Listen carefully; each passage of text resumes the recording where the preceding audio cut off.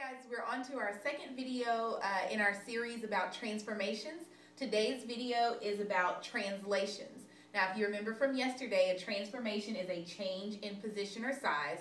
We talked about reflections and how they flip over the line or make like a mirror image. Well, translations are just a little bit different. A translation is a transformation that moves all points in a figure the same distance and the same direction. Okay? And so some ways that you might remember this is that a translation just slides your figure. All the points go in the same direction and in the same distance. Okay? A rule to describe a translation can be written using what we call arrow notation. And we'll explain what that is in the examples. So let's go ahead and try our first example. Alright guys, here's our first example. First you'll need to start by plotting point A. The coordinates for point A are +4, +2. So go ahead and graph that point on your paper now. Once you've got that point graphed, we're going to go ahead and translate it 5 to the left and 4 up. So what I would like for you to do is put your pencil on that point that you've made, and let's just move it based on the translation 5 to the left. So I'm going to go 1, 2, 3, 4, 5 spaces to the left. And then I want to go 4 spaces up. So 1, 2, 3, 4. So here is my translated point A. And remember from yesterday, we would notate that as A prime. Okay? So let's go ahead and write the coordinates for our new point A. So I'm going to go, let's see, this is 1 to the left, so that's a -1. And here I've gone up 6, so 6. So I've got point A where I started at 4, 2, and then A prime where I've translated to at -1, +6. And so now let's talk about the arrow notation. What just happened here? We went 5 to the left. Well, when you're thinking about your coordinate grid, did we go 5 in the positive direction or negative direction? Well, we went in the negative direction. So our x-coordinate just went 5 in the negative direction, or -5. Okay? Our y-coordinate went up 4. Okay? And so when you think about up, you're going in the positive direction, not negative. So positive direction would mean our y, we're adding 4 to it.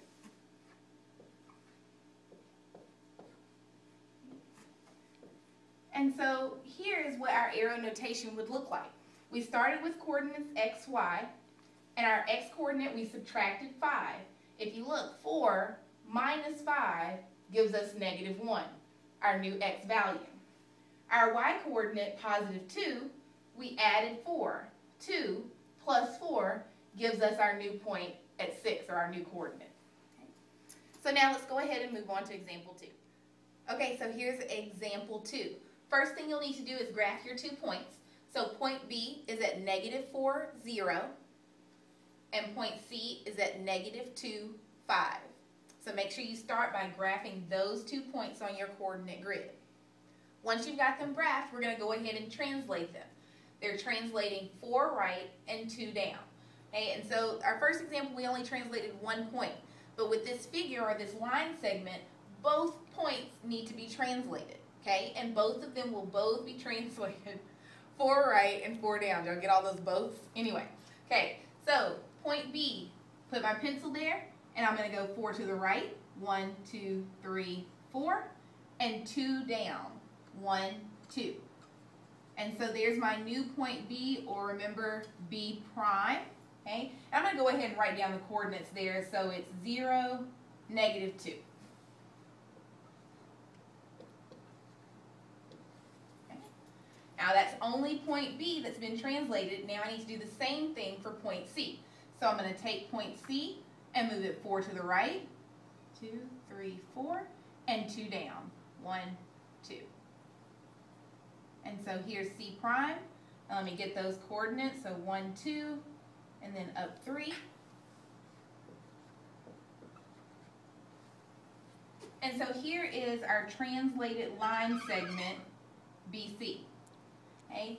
Notice that both points moved to the right and down. Okay?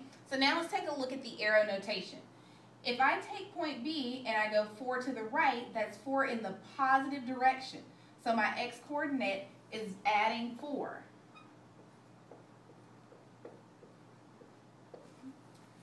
My y-coordinate went 2 down, or 2 in the negative direction, so that's y minus 2. Let's go ahead and look at the arrow notation for point C and see if it's the same, if it's different, what happened here. Okay, so point C, the x-coordinate 4 to the right, 4 in the positive direction, so that's x plus 4, okay?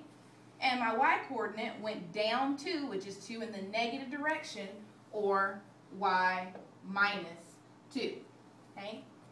If you take a look at it, both points have the exact same rule or exact same arrow notation. It's because the same thing happened to both points in our figure. And you can check it. Negative 4 plus 4 gives me 0. 0 minus 2 is negative 2. Negative 2 plus 4 gives you 2. 5 minus 2 gives you 3. Okay?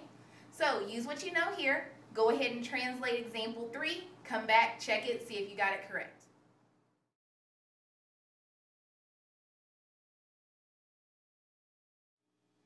Alright guys, here's the last example for you to check your work. Here is our original triangle and our translated triangle. Remember, we can tell it's translated because it's got our prime notation there. So in this example, we translated 5 up and 6 left, okay? And so that happened for every single point, 5 up and 6 left.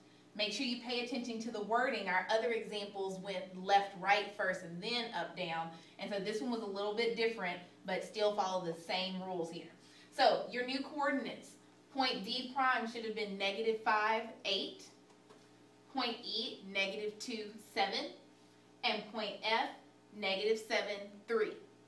Then when you're looking at your arrow notation, remember you're looking, okay, my x-coordinate. Remember that's going left and right on the x-axis. Well, it went in the negative direction 6 spaces, and so we have x minus 6. Your y-coordinate went up, or in the positive direction 5 spaces, so y plus 5. Okay? And then make sure you go back and check and see that this works for each one of your points. So I can say 1 minus 6 equals negative 5, 3 plus 5 equals 8. That same rule should work for every single one of your points, so make sure you check that and see if it did work out, okay? Remember, if you have any questions, guys, just write them down on your paper. Feel free to rewind, go back through at your own, maybe a slower pace if you need to, and come to class ready to work on translations tomorrow. Bye.